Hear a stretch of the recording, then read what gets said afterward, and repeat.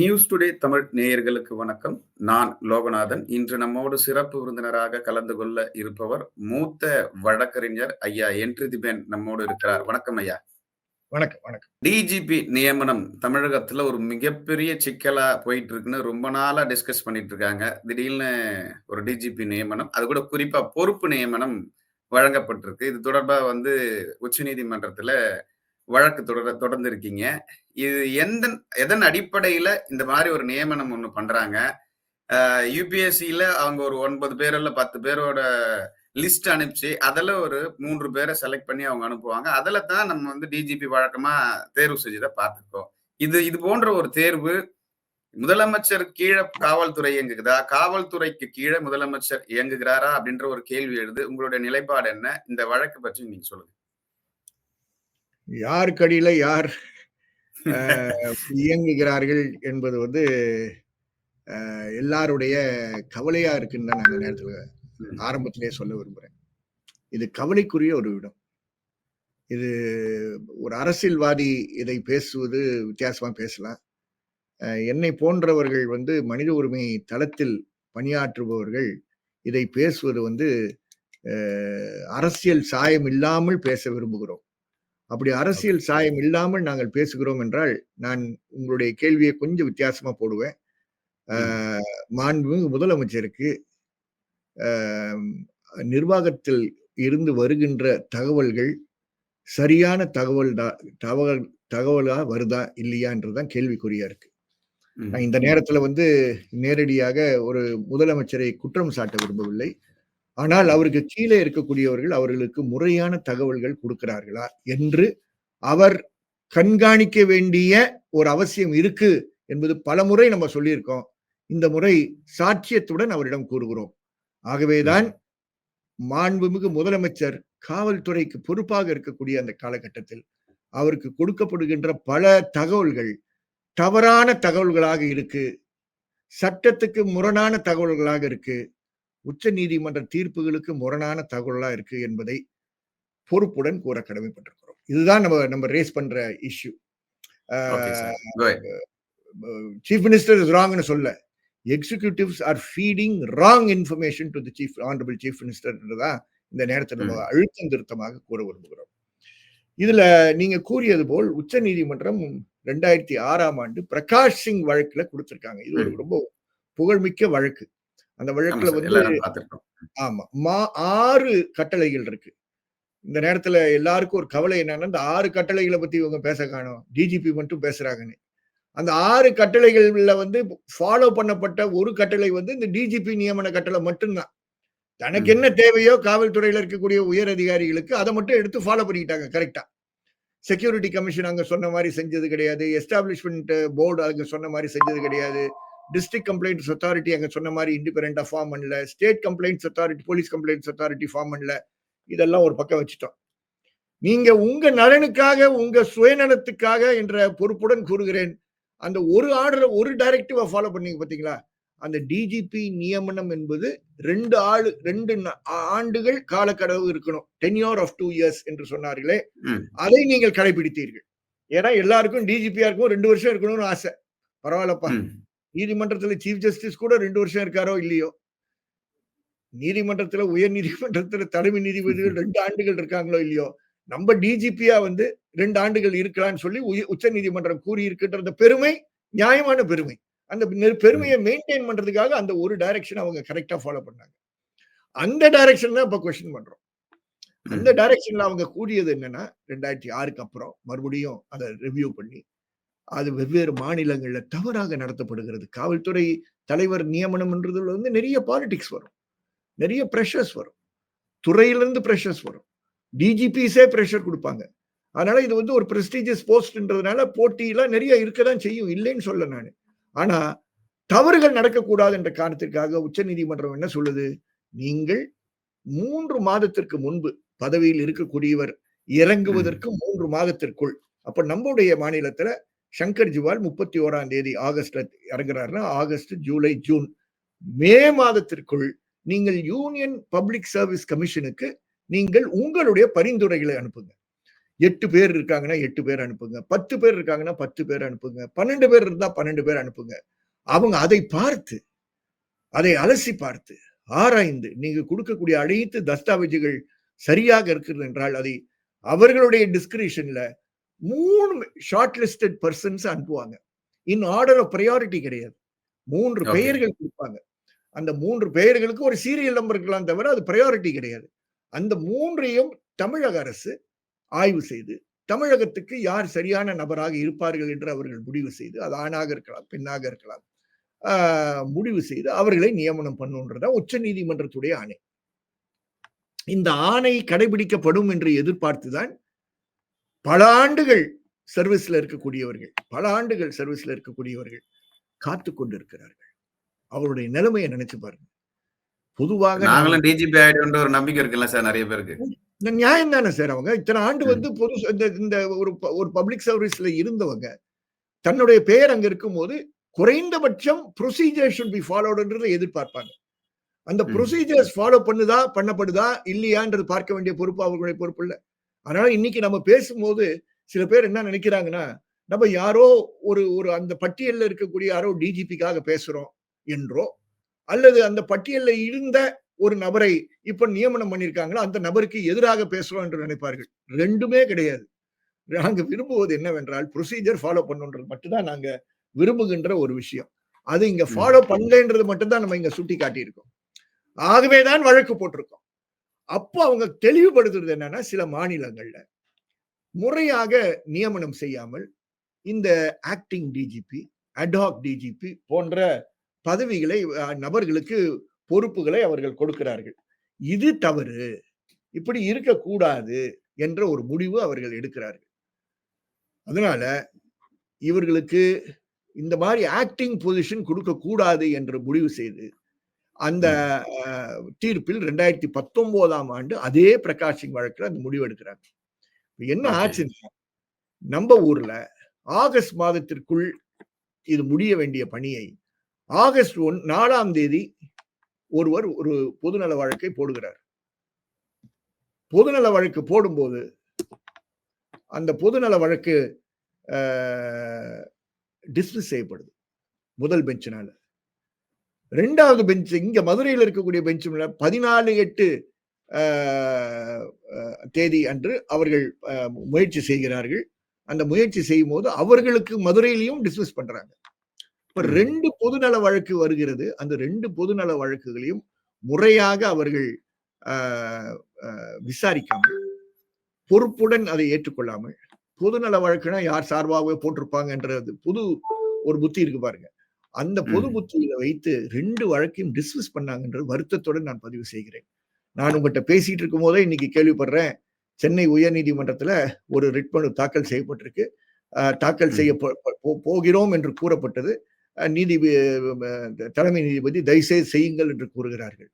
நான் பணிவுடன் மரியாதையுடன் கேட்பது, ஏற்கனவே ஒரு நபர் வந்தாரே, தாமோதரன் ஒருவர் வந்தாரே 4ஆம் தேதி, அன்னைக்கு இந்த பணிவு இருந்திருந்தால், அன்னைக்கு நீங்கள் அரசு இந்த ரிட் பெட்டிஷனை அட்மிட் பண்ணி அரசு அடுத்த நாள் உங்க ஃபைலை கொண்டு வாங்க, chief secretary to stand before the court with the file அப்படின்னு சொல்லியிருந்தீங்கன்னா, உங்களுக்கு என்னைக்கு பரிந்துரைகள் போயிருக்கும்னு தெரியும். அப்ப நீங்க அரசை வந்து நல்ல கேள்வி கேட்டுக்கலாம். ஏன் தாமதமாக பரிந்துரைகளை இன்னும் அனுப்பாமல் இருக்கிறீர்கள், அல்லது ஏன் தாமதமாக அனுப்பினீர்கள், ஏன் இது வரைக்கும் அனுப்பாம இருந்திருக்கலாம், தாமதமா அனுப்பியிருக்கலாம். இது என்ன ஸ்டேட்டஸ்ன்றது நீங்க கேட்டு மக்களுக்கு தகவல் கெடுக்கக்கூடிய ஒரு வாய்ப்பு இருந்திருக்கும். அந்த வாய்ப்பை 4ஆம் தேதி நாம் சென்னையில் இழந்து விட்டோம். 14ஆம் தேதி யாசர் அராஃபத்னு சொல்லி ராமநாதபுரத்தை சார்ந்தவர் மதுரையில் போட்ட மனுவிலும் அதை நீதிமன்றத்துக்கு இல்ல நாங்க எல்லாம் ப்ராசஸ்ல கரெக்டா ஃபாலோ பண்ணிட்டோம் அரசு வழக்கறிஞர்கள் கூறினார்கள். அவர்கள் கூறியது சரியா, நீதிமன்றத்தின் முன் வைத்த தகவல்கள் சரியா, அப்படி தவறான டீடைல்ஸ் கொடுத்தவர்கள் யாரெல்லாம் கண்டுபிடிக்கக்கூடிய வாய்ப்பு இருந்திருக்கும். இல்ல எல்லா ப்ராசஸும் ரைட்டுன்னு சொன்னா அதையும் டிஸ்மிஸ் பண்ணிட்டாங்க. 2 வாய்ப்புகள் தமிழகத்துல சென்னை உயர் நீதிமன்றத்துக்கும் Madurai bench of the Madras ஹைகோர்ட்டுக்கும் வாய்ப்புகள் கிடைத்தது. அதை விட்டு விட்டார்கள் என்ற வருத்தம் எங்களுக்கு பலருக்கு உண்டு.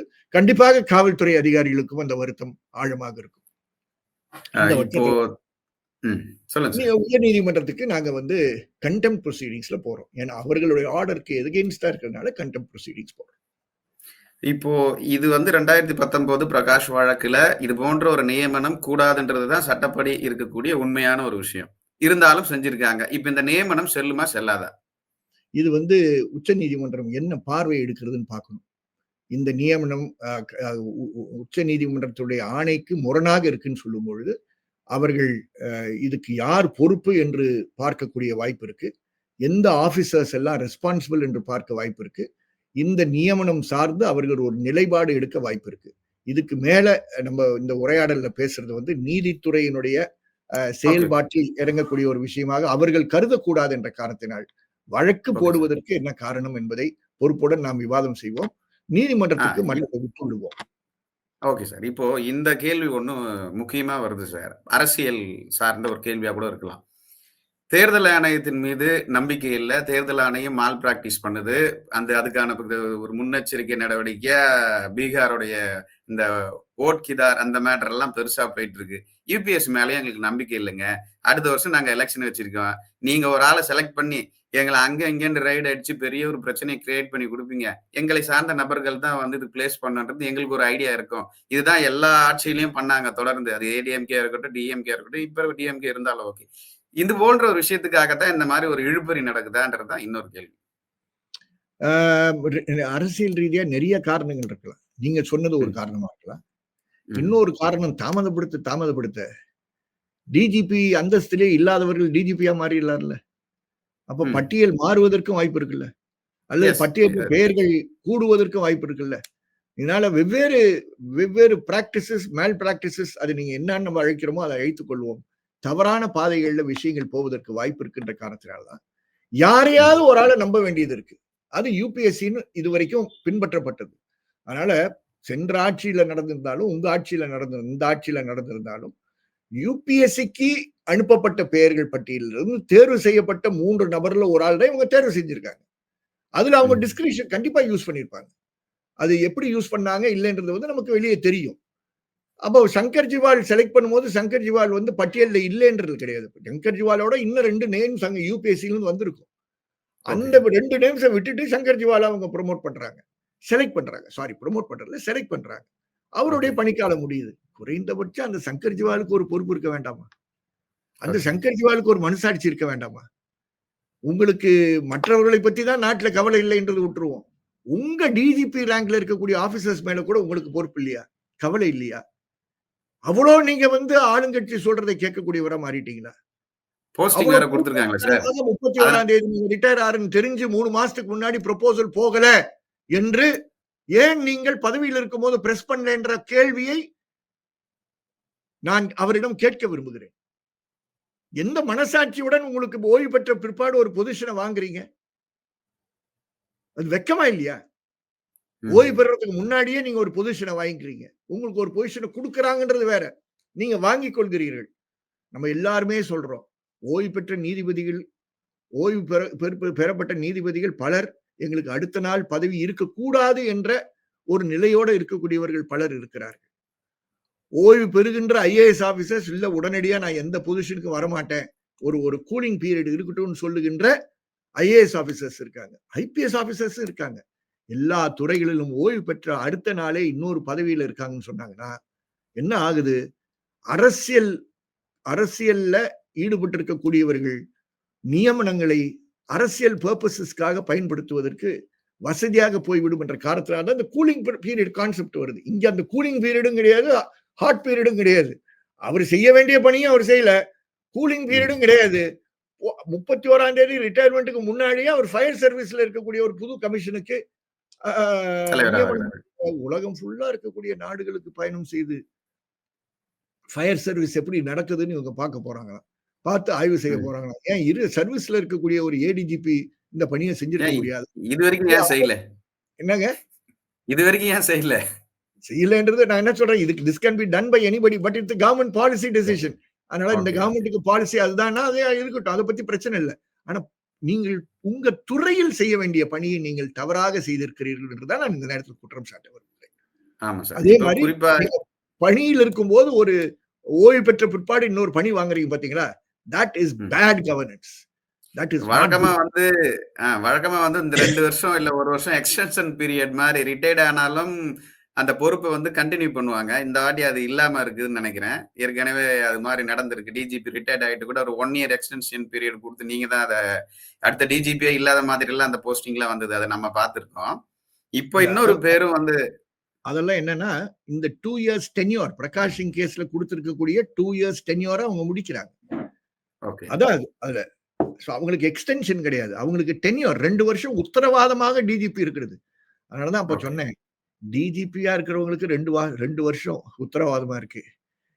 சென்னையில இருக்க உயர்நீதிமன்றத்தினுடைய சீஃப் ஜஸ்டிஸ்க்கு 2 வருஷம் கிடையாது. அவருக்கு 1 ம். வருஷம் கூட அஷ்வர்ட் கிடையாது.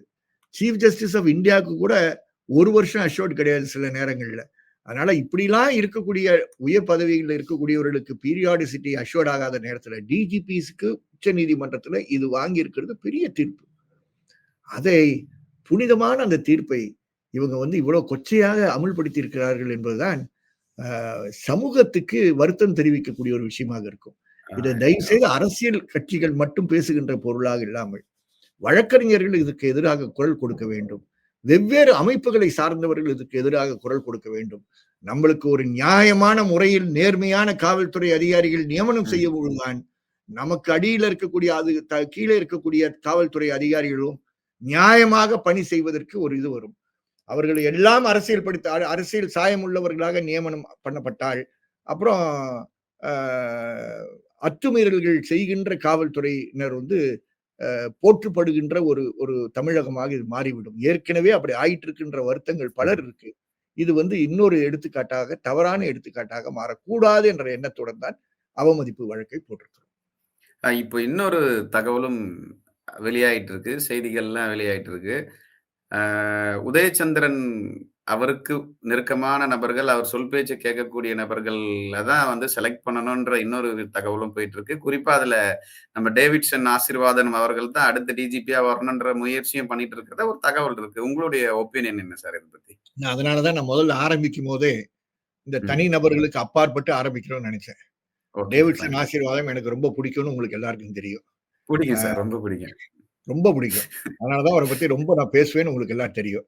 இந்த தனிப்பட்ட நபர்களை கொஞ்சம் ஒதுக்கி வச்சிருவோன்ற காரணத்தினாலதான் நான் தனிப்பட்ட நபர்கள் பேரை கூட நான் இது வரைக்கும் குறிப்பிடுறேன். நீங்க கேள்வியில குறிப்பிடுறதுனால நான் சொல்றேன். நீங்க சொல்லுகின்ற கருத்து வந்து தவறா ரைட்டான்னு சொல்லுகின்ற தகவல்கள் எங்கிட்ட இல்ல. ஆனால் கண்டிப்பா யூகங்கள் இருக்கு.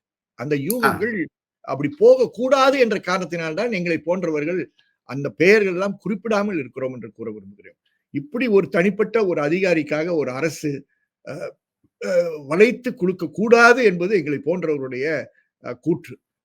தயவு செய்து அதை தயவு செய்து ஒரு குறிப்பிட்ட நபருக்கு எதிரான கருத்தாக தயவு செய்து யாரும் புரிந்து கொள்ள வேண்டாம். இது வந்து துறை சுத்தமாக இருக்க வேண்டும். நீங்க கேள்வி அப்படி கேட்டீங்க. அதனால நான் வந்து அந்த நபருடைய பேரை வந்து எனக்கு எவ்வளவு நான் அந்த நபரை நேசிக்கிறேன் என்பதை உங்ககிட்ட சொல்லிட்டு அதுக்கப்புறம் அதனால கருத்து வேறுபாடு கிடையாது. Okay sir. புரியுது சார். இப்போ இந்த நியமனம் இவ்வளவு பிரச்சனையாவதற்கு ஒரே ஒரு காரணமாக பார்க்கப்படுவது வந்து தேர்தல். தேர்தலுக்கான பாதுகாப்பை வழங்குவார். இவர் மட்டும் வழங்குவார். ஆளுங்கட்சிக்கு வழங்குவாரா? அப்படின்றது தான் யார் இந்த அடுத்த டிஜிபின்றது தான் இப்ப மிகப்பெரிய ஒரு $1 ட்ரில்லியன் கொஸ்டினா இருக்கு. இல்ல இது எந்த டாலரும் உள்ளார வர தேவையில்லை. ஏன்னா பரிந்துரை அனுப்பியிருப்பாங்க. இந்நேரம் அனுப்பியிருப்பாங்க. அந்த அனுப்பின பட்டியல்ல இருக்கக்கூடியவர்கள் டிஜிபி தான். இதுக்கு மேல ஏதோ அதனாலதான் கண்காணிப்புடன் இருக்கக்கூடிய சிட்டிசன்ஸ் இருக்கணும். நம்ம சிட்டிசன்ஸா நாமும் உட்கார்ந்து நடக்கக்கூடிய தவறுகளை பார்த்து அமைதியாக இருக்கக்கூடியவர்களாக இருக்கக்கூடாது. நீதிமன்றங்களும் இது மாதிரி அமைதியாக இல்லாமல் வேகமாக நீதிமன்றத்துக்கு வரக்கூடியவர்களை எப்பொழுதும் சந்தேக கண்ணோட்டத்துடன் பார்க்க கூடாது என்று மிக மிக தாழ்மையுடன் கூற விரும்புகிறேன். சென்னையில் ஒரு அமைப்பு, அறப்போர் அமைப்புன்னு சொல்லி ஒரு அமைப்பு மகத்தான பணிகளை கடந்த 10 ஆண்டுகளில் செய்திருக்கிறார்கள். மகத்தான பணிகள். பல ஆண்டுகள்லாம் நம்ம செய்யணும்ன்ற கனவு இருந்த பணியை வந்து வெகு மக்களுடைய முழு ஒத்துழைப்புடன் செய்கிறார்கள். அதுல சில விஷயங்களை நீதிமன்றத்துக்கு கொண்டு செல்கிறார்கள். ஆட்சியில் இருக்கக்கூடியவர்கள் யாராக இருந்தாலும் சரி, அது எக்ஸ் கட்சியை சார்ந்தவராக இருந்தாலும் சரி, Y கட்சியை சார்ந்தவராக இருந்தாலும் சரி, அவர்கள் தவறு செய்திருக்கிறார்கள் என்று நிரூபணமான பிற்பாடு நிபுணர்களுடைய அறிக்கையை வைத்து வழக்குகளை கொண்டு தொடரக்கூடிய ஒரு பொறுப்பான எந்த அரசியல் சாயம் இல்லாமல் கான்ஸ்டிடியூஷனை மட்டும் பேசிஸா, சட்டங்களை மட்டும் பேசிஸா, எஸ்டாப்ளிஷ் ஸ்டாண்டர்ட்ஸை மட்டும் பேசிஸா வைத்து செயல்படுகின்ற ஒரு அமைப்பு. அந்த அமைப்பு 2018ஆம் ஆண்டு ஒரு வழக்கு தொடர்கிறார்கள். அந்த அமைப்பு தொடரப்பட்ட வழக்கில் உயர் நீதிமன்றம் கடுமையான வார்த்தைகளை நீதிமன்றத்தில் பயன்படுத்துகிறார்கள். நான் கேட்கிறேன், பொதுநல வழக்குடன் வருகின்றவர்கள் சுயநலத்துடன் வருகிறோம் என்று ஏன் நீங்கள் தவறான ஒரு புரிதலில் இருக்கிறீர்கள் என்ற கேள்வியை வைக்க விரும்புகிறேன். இப்ப இந்த வழக்குல வந்த தாமோதரன், வந்த யாஷப் அராஃபத், இவர்கள் 2 பேரும் they gave wake up calls to the judiciary.